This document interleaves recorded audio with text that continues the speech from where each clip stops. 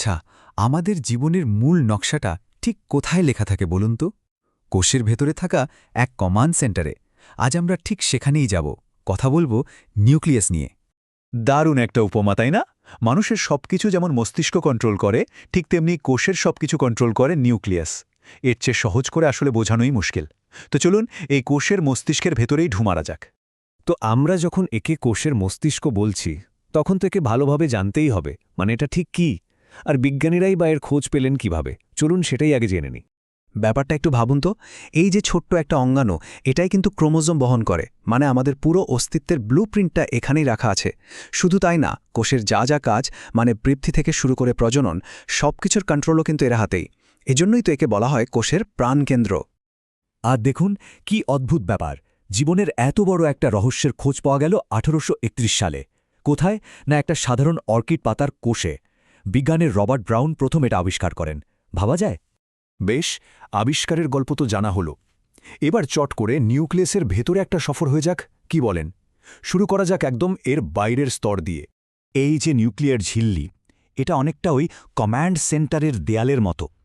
Lipid আর protein দিয়ে তৈরি একটা ডাবল লেয়ার দেয়াল। এর প্রধান কাজ হল ভেতরে সবকিছুকে সাইটোপ্লাজম থেকে আলাদা করে রাখা, আর খুব সাবধানে পাহারা দেয়া, যাতে দরকারি জিনিস ছাড়া আর কিছু ভেতরে ঢুকতে বা বের হতে না পারে। তবে হ্যাঁ, এই দেয়ালটা কিন্তু নিশ্ছিদ্র না। এর মধ্যে ছোট ছোট গেট বা প্রবেশদ্বার আছে, যেগুলোকে আমরা বলছি নিউক্লিয়ার রন্ধ্র। এই গেটগুলো দিয়েই কিন্তু নিউক্লিয়াস আর সাইটোপ্লাজমের মধ্যে যোগাযোগ চলে, মানে দরকারি জিনিসপত্রের আদান প্রদান হয়। আচ্ছা, দেয়ালের কথা তো হলো, এবার দেয়ালের ভেতরে কি আছে? ভেতরে আছে জেলির মতো একটা পদার্থ, যার নাম নিউক্লিওপ্লাজম। এটাই হলো কমান্ড সেন্টারের মূল কর্মক্ষেত্র। এখানেই থাকে নিউক্লিক অ্যাসিড, প্রোটিন, এনজাইম, মানে কাজের সব রসদ। এবার চলুন এই কর্মক্ষেত্রেরও একেবারে কেন্দ্রে যাওয়া যাক। নিউক্লিওপ্লাজমের ভেতরেই একটা বেশ ঘন গোলাকার বস্তু দেখা যায়। এটাই হলো আসল পাওয়ার হাউস। এই পাওয়ার হাউস বা ঘন বস্তুটার নাম হল নিউক্লিওলাস। এটাকে বলা যেতে পারে কমান্ড সেন্টারের ভেতরের একটা ফ্যাক্টরি, কারণ এর মূল কাজটাই হল রাইবোজোম তৈরি করা, যা কিনা কোষের প্রোটিন তৈরির মেশিন। আচ্ছা, এতক্ষণ তো আমরা গঠন নিয়ে কথা বললাম, কিন্তু সেই যে বলেছিলাম জীবনের ব্লুপ্রিন্ট বা জেনেটিক নির্দেশাবলীর কথা, ওটা ঠিক কোথায় থাকে? ওই নির্দেশগুলোই বা দেখতে কেমন? উত্তরটা লুকিয়ে আছে ক্রোমাটিন জালিকার মধ্যে। কোষ যখন একদম রিল্যাক্সড মুডে থাকে, মানে বিশ্রাম নেয়, তখন নিউক্লিয়াসের ভেতরে তাকালে মনে হবে যেন একগাদা সুতো জট পাকিয়ে আছে। এই জট পাকানো সুতোর নেটওয়ার্কটাই হলো ক্রোমাটিন জালিকা। আর এই সুতোগুলোর মধ্যেই কিন্তু আমাদের ডিএনএ আর প্রোটিন গুছিয়ে রাখা থাকে।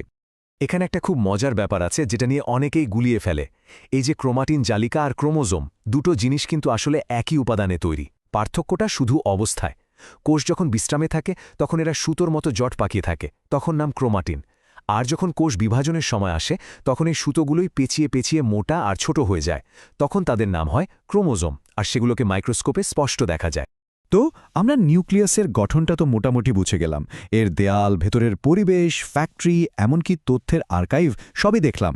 কিন্তু এই পুরো সিস্টেমটা একসাথে মিলে আসলে কি করে? কেন এটা এত বেশি গুরুত্বপূর্ণ?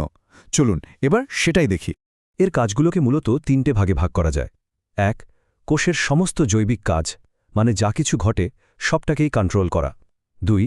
বংশগতির বৈশিষ্ট্যগুলো, মানে বাবা মায়ের থেকে যা কিছু সন্তানে যায় সেগুলোকে বহন করা। আর 3. কোষ বিভাজনে সবচেয়ে জরুরি ভূমিকা পালন করা। এই 3টে কাজই বুঝিয়ে দেয় কেন নিউক্লিয়াসই হলো কোষের আসল বস। এখন প্রশ্ন হল, নিউক্লিয়াস কি সব কোষেই থাকে? উত্তরটা হলো না। সাধারণত সব প্রকৃত কোষে, মানে উদ্ভিদ আর প্রাণী কোষে, একটা সুগঠিত নিউক্লিয়াস পাওয়া যায়। কিন্তু আদি কোষে, যেমন ব্যাকটেরিয়ার ক্ষেত্রে, এমন কোনো পর্দাঘেরা নিউক্লিয়াস থাকে না। এমনকি আমাদের নিজেদের শরীরের পরিণত লোহিত রক্ত কণিকাতেও কিন্তু নিউক্লিয়াস থাকে না।